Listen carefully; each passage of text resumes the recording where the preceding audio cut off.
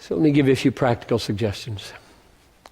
These are growing out of my life and out of my reading of the Bible. Just 3 brief practical suggestions, because we're not doing as well as we should.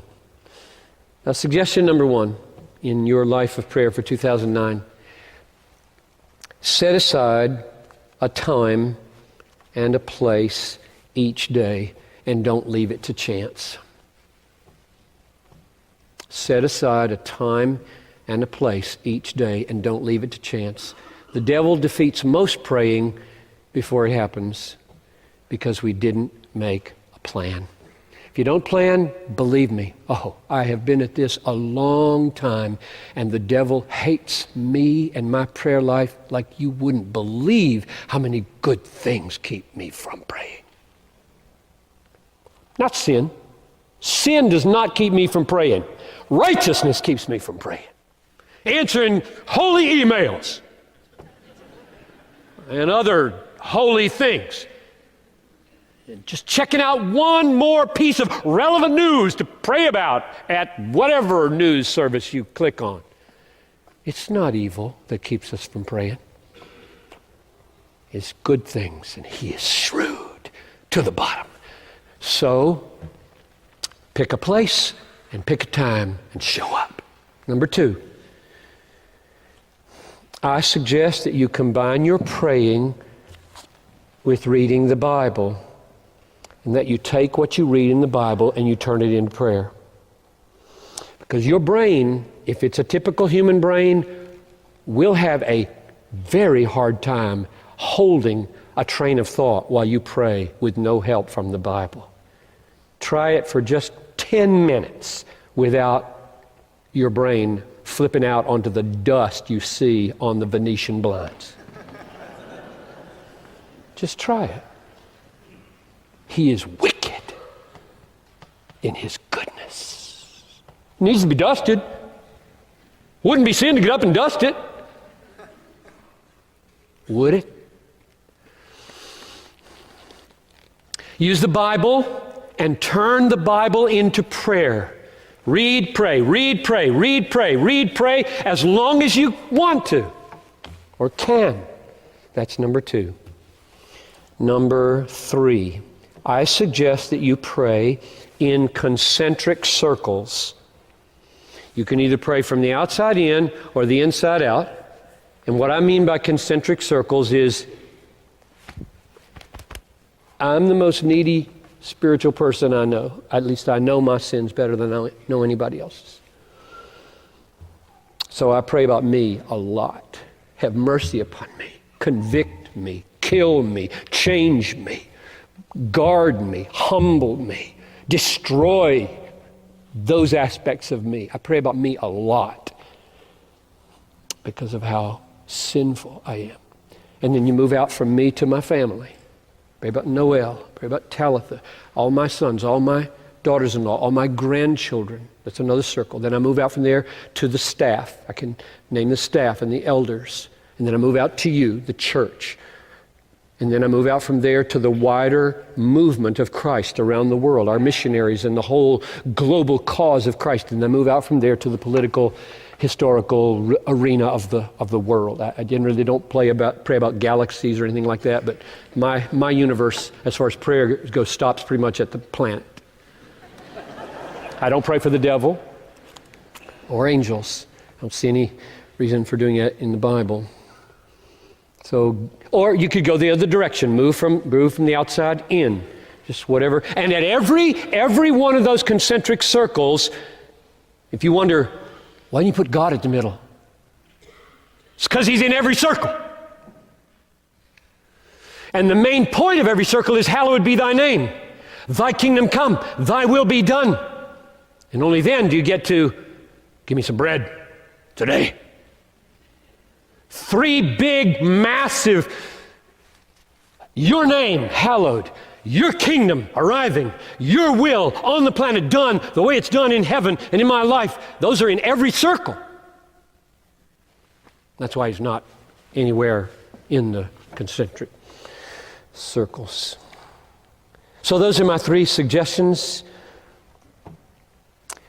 The hard truth is, we Christians don't do very well. We've done some surveys over the years at Bethlehem. It's pretty sad when we do them. I don't like to do them. I get discouraged. We don't pray very much. Pray at meals, maybe, unless we're still stuck at the adolescent stage that thinks good habits are legalism. We may whisper prayers before a tough meeting that we're walking into. We may throw him a kiss as we crawl into bed. But we don't set aside significant, regular, daily, disciplined time to pray in those ways much. And we don't think it's worth it to meet with others to pray, by and large.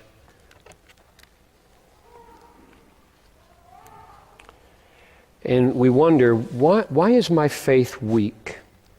Why is my hope feeble? Why is my passion for Christ small?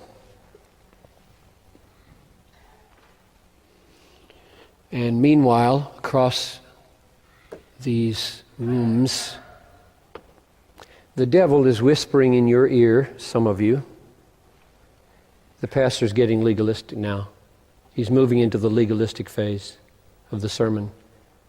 He's starting to use guilt now. He's getting the law out now. That's what he's saying. To which I say, to hell with the devil and all of his destructive lies. Be free, Bethlehem.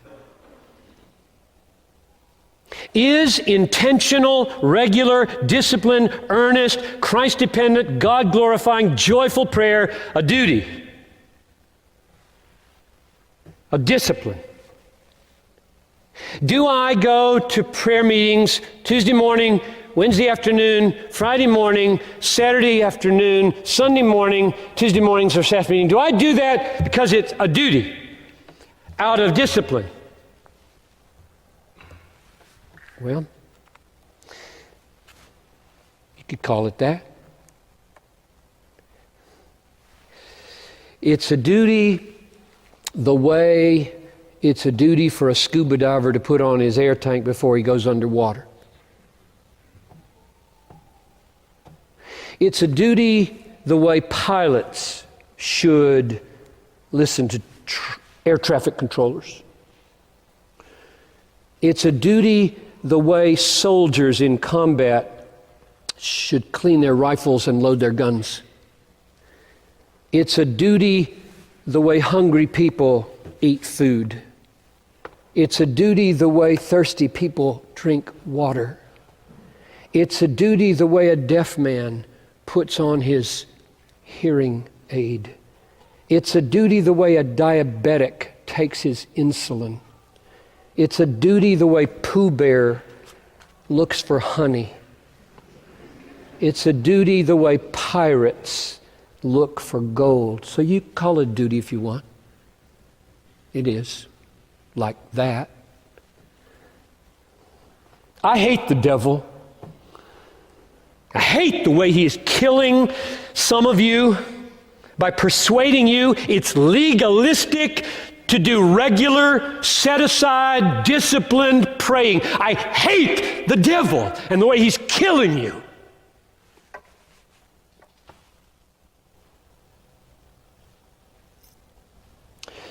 Telling you that it is legalistic to be as regular in your prayers as you are in eating your food, in sleeping, in internet use. Oh, we struggle with those, don't we? Legalistic to eat 3 times a day. I think it is.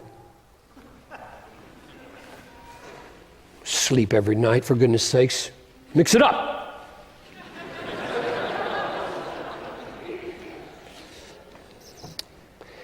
He is laughing up his sleeve at how easy he can take out Christians. The devil is. He is laughing up his sleeve at what suckers we are for his worn out, this is legalism. You should just look at him and say, I'm older than that. I'm not in 5th grade anymore. I've grown up a little bit. Get out of my life. I've got work to do because I am a sinner in desperate need of talking to my King every day. And my sin inclines me to leave it over and over. If I don't set a time and a place, I'm a goner. Let's talk to the devil. Give him some information. He might leave you alone for a while. Probably not. Folks, God has given us means of grace. You know that phrase? God has given us means of grace. If we don't use the means of grace, like praying, to the fullest advantage, our complaints against him will not stick. It's amazing to me how many people get in God's face with complaints when they haven't done it.